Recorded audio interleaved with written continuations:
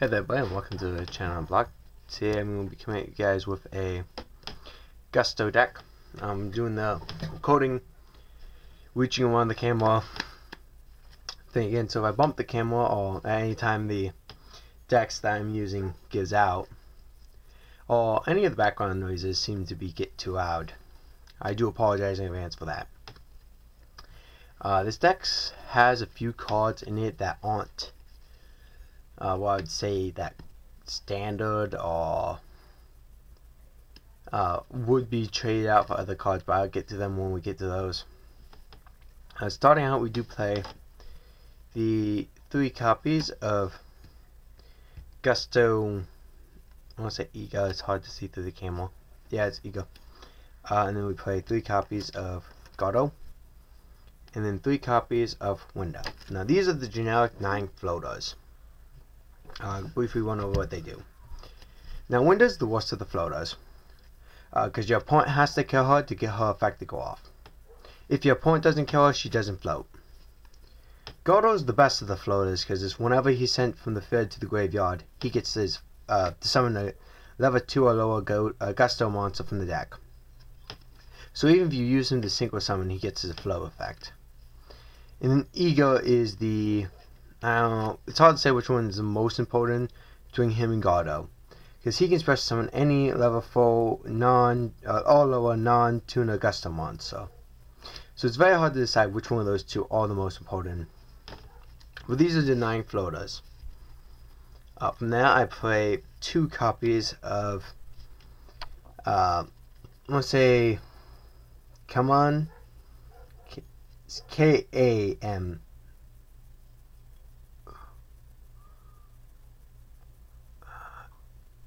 UI, yeah. Hope of Gustos. She's a flip effect, so she's, all of them are slow because they kind of got killed.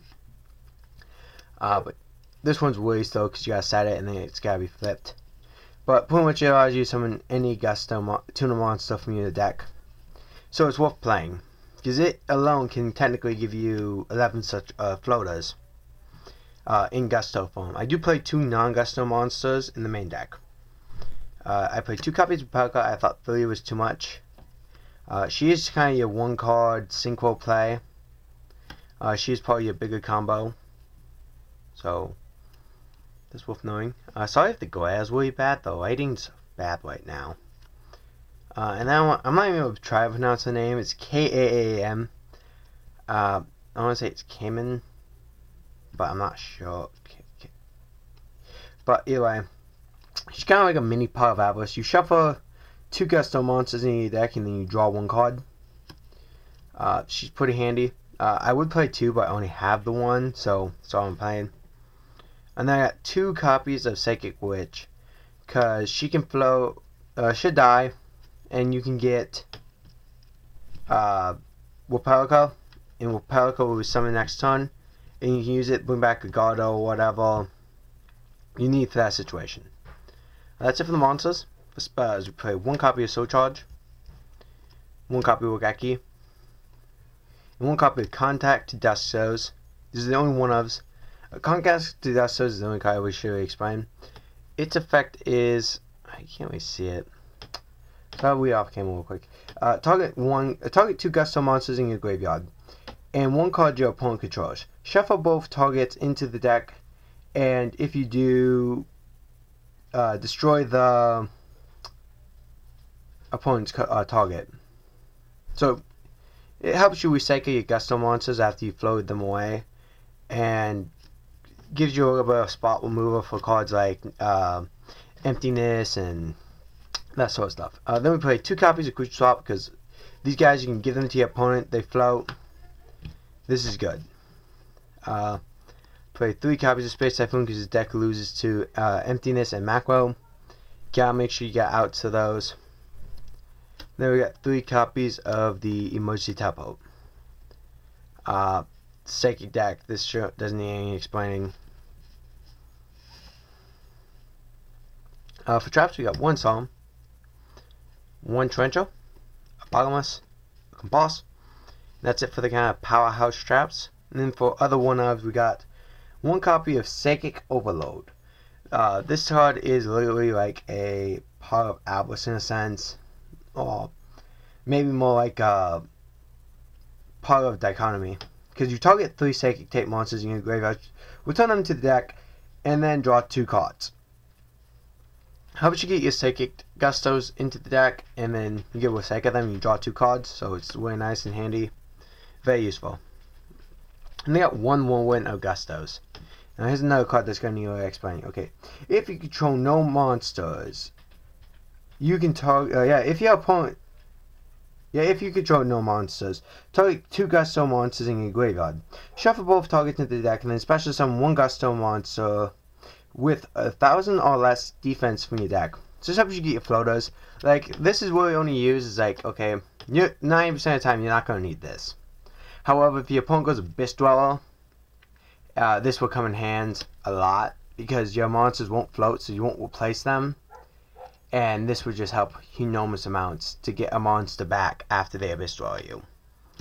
Then we got 2 copies of Dimensional Prison. I chose Dimensional Prison over Meowthos because this deck loses to Winda very easily. So I got a lot of different outs to Winda. Then I got 2 Breakthrough Skill because I thought it would be the best against Winda. So again, this deck loses mostly to Winda. Like Construct, you don't even care. Construct, like, most of your monsters will flow away from a Construct. Last trap is 3 copies of Call Haunted, because this helps you get all your extensive OTKing and big combo plays.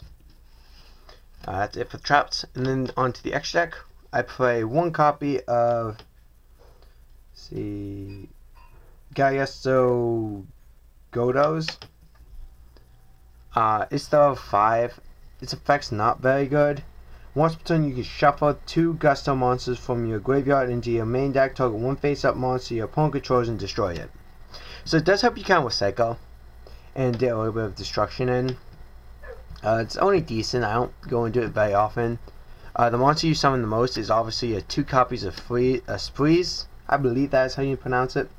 This is your OTK card. This card can't be destroyed by battle, and when this card is synchro summoned, you target 1 Gusto monster in your graveyard, add it to your hand. So like what you do is you summon Repelica, you summon Gardo, you sync Gardo as such.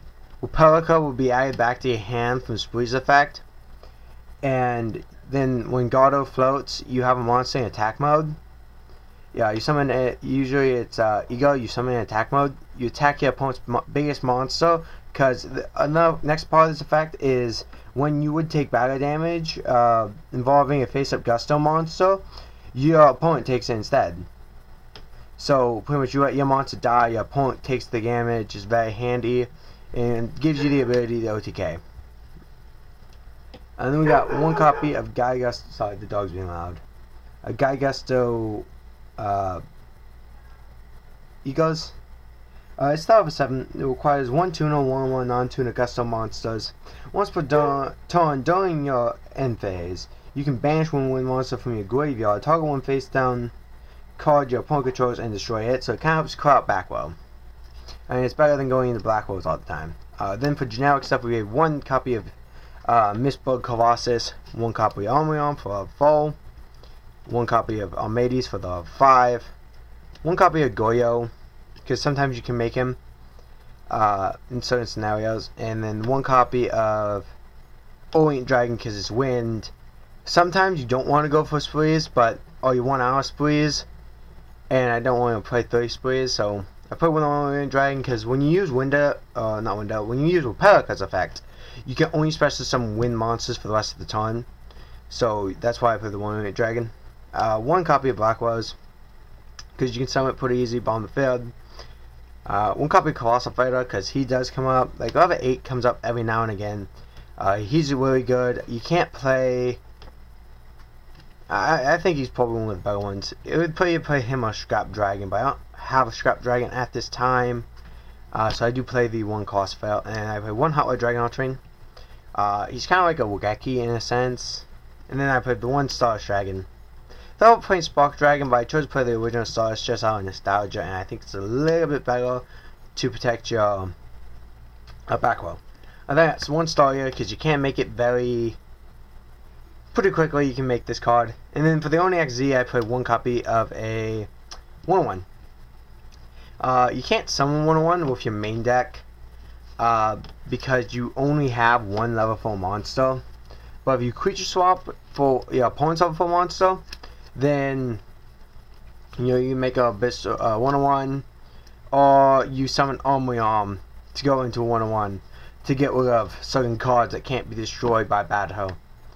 Like, if you're up against a Bazel, or like you can't attack the construct. I mean, there's cards that just can't be destroyed by battle. 1/1, you're out. You do gotta work a little harder, but this deck can manipulate levels really easily, so it's not that big of a deal. And that was the deck. I'm gonna go ahead and end this video right now because my battery's about to die, and I'll catch you guys later. Bye.